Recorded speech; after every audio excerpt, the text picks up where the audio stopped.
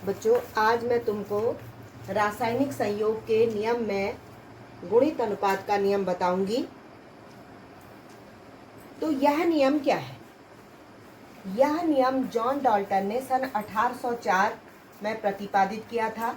इस नियम के अनुसार जब दो तत्व संयोग कर दो या दो से अधिक यौगिक बनाते हैं तो एक तत्व के विभिन्न भार जो दूसरे तत्व के निश्चित भार से संयोग करते हैं परस्पर सरल अनुपात में होते हैं। तो यह नियम क्या कह रहा है कि जब दो तत्व संयोग करके दो या दो से अधिक यौगिक बनाते हैं, दो तत्व आप कोई भी ले लीजिए, माना कि आपने कार्बन और ऑक्सीजन को लिया, इन दोनों ने मिलकर के यहाँ पर कार्बन मोनोक्साइड और इधर कार्बन और ऑक्सीजन ने मिलकर के CO2 बनाया, कार्बन डाइऑक्साइड गैस बनाया। तो यहाँ पर आप देख रहे हैं कार्बन और ऑक्सीजन के जो भार का अनुपात है वो है 12:16 कार्बन मोनोक्साइड में, और कार्बन डाइऑक्साइड में ये अनुपात है 12:32, क्योंकि ऑक्सीजन के दो परमाणु हैं तो 12:32। तो दो यौगिक बन गए, दो या दो से अधिक तत्वों ने संयोग किया तो दो यौगिक बने, कार्बन मोनोक्साइड और कार्बन डाइऑक्साइड। तो यहाँ पर हम देख रहे हैं कि एक तत्व के विभिन्न भार जो दूसरे तत्व के निश्चित भार से संयोग करते हैं परस्पर सरल अनुपात में होते हैं। कार्बन की मात्रा यहाँ भार के अनुसार 12 है इस यौगिक में, और इस यौगिक में भी 12 है। तो ये यहाँ पर ऑक्सीजन की जो मात्रा है कार्बन मोनोक्साइड में 16 है भार के हिसाब से, और ऑक्सीजन में है 32। तो ये दोनों मात्राएं भी क्या होंगी? आपस में एक अनुपात में होंगी। ये अनुपात है 16:32। तो ये देखो कि जो कार्बन है, कार्बन तो 12 ही है अलग अलग यौगिकों में, लेकिन ऑक्सीजन का जो भार के अनुपात है वो 16:32 है। तो यह नियम यहाँ पर यही सिद्ध करता है कि एक तत्व के विभिन्न भार जो दूसरे तत्व के निश्चित भार से संयोग करते हैं, निश्चित भार से संयोग करते हैं। कार्बन का निश्चित भार है तो ऑक्सीजन में के जो भार हैं इसमें 16 हैं और इसमें कितने हैं? 32 हैं। तो ऑक्सीजन के जो 16 भाग हैं और दूसरे कार्बन डाइऑक्साइड में जो ऑक्सीजन के 32 भाग हैं उनमें भी परस्पर सरल अनुपात होता है। तो यह नियम गुणित अनुपात का नियम हो गया। अब इसी का दूसरा उदाहरण है कि नाइट्रोजन जब ऑक्सीजन से संयोग करती है तो यहाँ पर पहला ऑक्साइड बनता है N2O, दूसरा ऑक्साइड बनता है यहाँ पर NO, तीसरा बनता है N2O3 और चौथा बनता है NO2, इसे N2O4 भी लिखा जाता है, और पांचवा बनता है N2O5। तो इसमें आप देख रहे हैं भार के हिसाब से जो नाइट्रोजन के का जो भार है इसमें है कितना है? 28 अनुपात ऑक्सीजन के साथ 16। इसमें है 14 अनुपात 16, और इसमें है 28 अनुपात 48, और इसमें है 14 अनुपात 16 दूना ये है 32, और इसमें है 28 अनुपात 16 पंजे 80।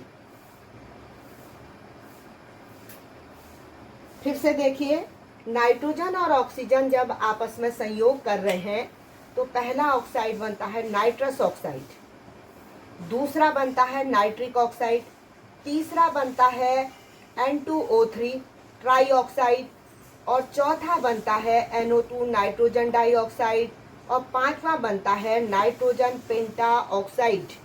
तो यहाँ पर जो नाइट्रोजन का जो परमाणु भार है वो 14, 2 परमाणु है तो 14 दूना 28, ऑक्सीजन का 16, 28 अनुपात 16।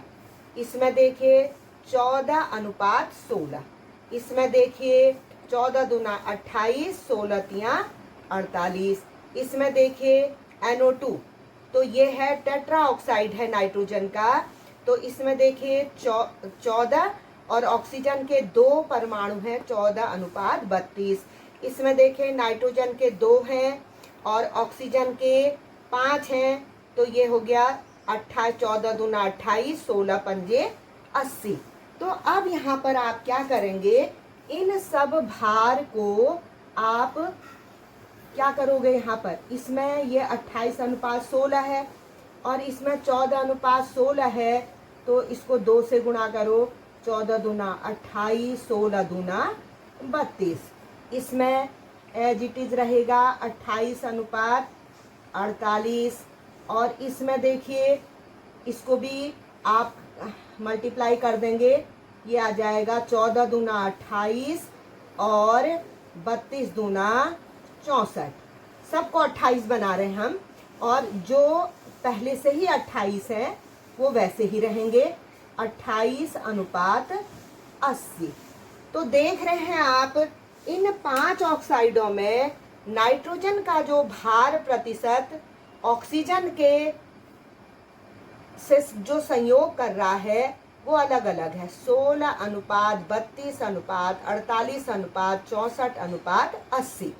तो देखो इसमें हमने पाया कि विभिन्न ऑक्साइडों में जो ये विभिन्न ऑक्साइड बने नाइट्रोजन के, इनमें क्या हुआ कि यहाँ पर 28 भार जो है ये है नाइट्रोजन के, और ऑक्सीजन के जो विभिन्न भार हैं वो है 16 अनुपात 32 अनुपात 48 अनुपात 64 अनुपात 80।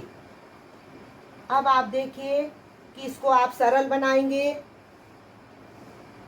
ये जो परिभाषा ही कह रही है कि एक तत्व के विभिन्न भार जो दूसरे तत्व के निश्चित भार से संयोग करते हैं परस्पर सरल अनुपात में होते हैं।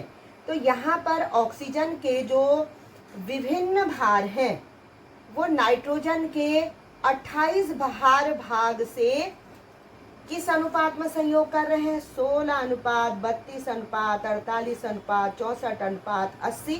तो ये सरल होकर के सरल अनुपात बनाएंगे, तो 1 अनुपात 2 अनुपात 3 अनुपात 4 अनुपात 5।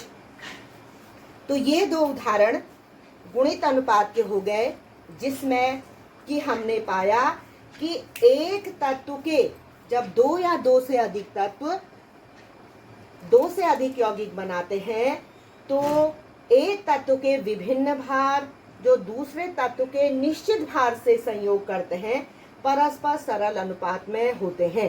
तो यहाँ पर कार्बन और ऑक्सीजन ने कार्बन डाइऑक्साइड, यहाँ पर CO2 बनाया, तो जो यहाँ पर कार्बन के तो 12 भाग है, इसमें भी कार्बन के 12 भाग हैं, लेकिन ऑक्सीजन के जो विभिन्न भार हैं 16 और 32, उनमें भी एक सरल अनुपात होता है।